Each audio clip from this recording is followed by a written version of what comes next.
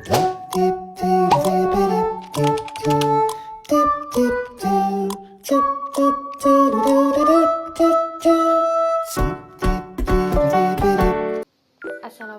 warahmatullahi wabarakatuh.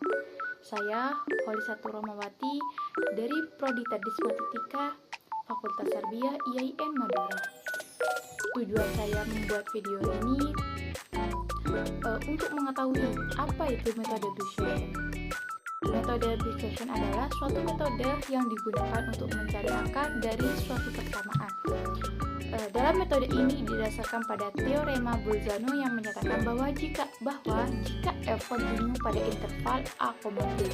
Sebelumnya kita harus tahu apa itu f. F adalah fungsi. Dan fa kali fb kurang dari 0, maka terdapat paling sedikit satu titik c di a, b. Sedemikian hingga fc sama dengan 0. Dengan kata lain, persamaan fx sama dengan 0. Memiliki paling sedikit satu akar persamaan di antara x sama dengan a dan x sama dengan b. Hal yang penting dalam metode ini adalah pemilihan batas-batas interval atau selang. Nilai fungsi di kedua ujung interval itu harus memiliki tanda yang berbeda agar metode ini bisa berjalan. Jika tidak memiliki tanda yang berbeda, maka metode ini tidak bisa berjalan. Selanjutnya yaitu kasus yang mungkin terjadi pada penggunaan Bayesian. Ada beberapa kasus yang mungkin akan terjadi di saat kita menggunakan metode Bayesian. Yang pertama yaitu jumlah akar lebih dari satu. Bila dalam selang atau interval a, b terdapat lebih dari satu akar, banyaknya akar ganjil, hanya satu buah akar yang dapat ditemukan. Cara mengatasinya yaitu dengan cara gunakan selang atau interval a, b yang cukup kecil yang memuat hanya satu buah akar. Selanjutnya yaitu yang nomor 2, akar ganda. Metode bagi dua atau Bayesian ini tidak berhasil menemukan akar ganda. Hal ini dapat disebabkan karena tidak terdapat perbedaan tanda di ujung selang atau interval yang baru. Contohnya yaitu x sama dengan x min 3 kali 2 sama dengan x min 3 kali x min 3. Mempunyai dua akar yang sama yaitu x sama dengan 3. Baik, untuk kasus yang terakhir yaitu singularitas. Pada titik singularitas, nilai-nilai fungsinya tidak terdefinisi. Bila selang atau interval a, b mengandung titik singular, lelaran metode bagi dua atau Bayesian ini tidak pernah berhenti. Penyebabnya, metode bagi dua atau Bayesian menganggap titik singular sebagai akar karena lelaran cenderung konvergen, yang sebenarnya titik singular bukanlah akar melainkan akar semu.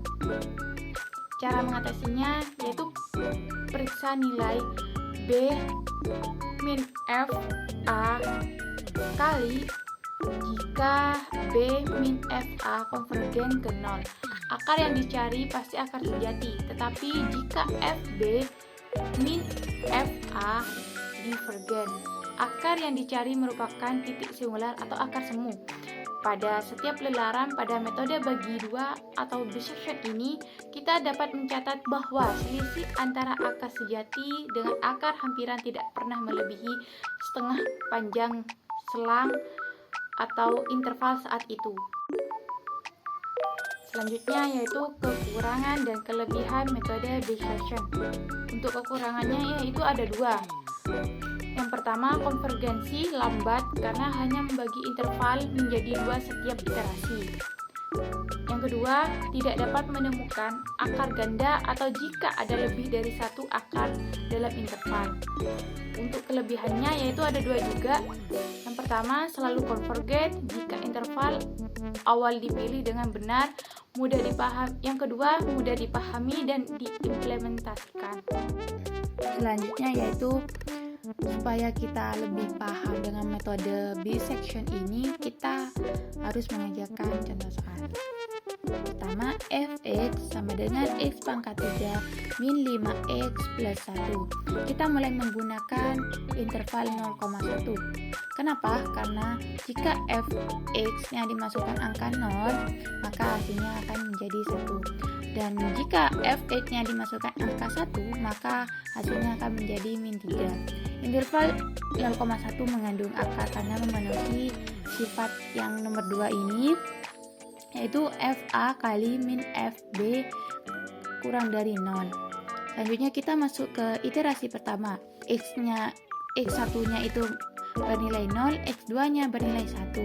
Kita masuk ke rumus, yaitu x0-nya itu sebagai nilai tengah, sama dengan x1 plus x2 per 2 sama dengan, kita masukkan nilainya, x1-nya itu 0 ditambah x2-nya itu 1 per 2 sama dengan 0,5. Jadi hasilnya itu 0,5 ya. Selanjutnya f 0,5 sama dengan min 1,375 dan f x1 kali f x0 kurang dari 0. Sehingga interval 0,05 mengandung akar. Jadi x0-nya ini menjadi x2 baru, yaitu hasilnya 0,5, sehingga interval 0,5 menjadi interval baru. Selanjutnya kita ke iterasi kedua. Nilai x1-nya itu tetap 0 dan nilai x2-nya itu diganti jadi 0,5. Kenapa nilai x1-nya jadi masih 0? Karena nilai fx yang kita dapat itu masih negatif, dan jika nilai fx-nya sudah positif, kita dapat menggantikan nilai x1-nya ini. x0 sama dengan x1 plus x2 per 2. Kita masukkan nilainya, x1-nya itu 0, x2-nya itu 0,5 per 2, hasilnya 0,25. 0,25 ini sebagai nilai tengahnya antara 0 sama 0,5. 0,25 ini kita masukkan ke nilai fx. Nih f-nya 0,25, hasilnya tetap min, yaitu min 0,23475 dan fx1 dikali fx0 kurang dari 0, sehingga nilai intervalnya itu 0,025 mengandung akar. Jadi x0-nya ini menjadi x2 baru, yaitu 0,25, sehingga nilai intervalnya 0,025 menjadi nilai interval baru. Selanjutnya iterasi 3. Nilai x1-nya tetap 0, nilai x2-nya itu sudah diganti menjadi 0,25. Kenapa x1-nya tetap 0?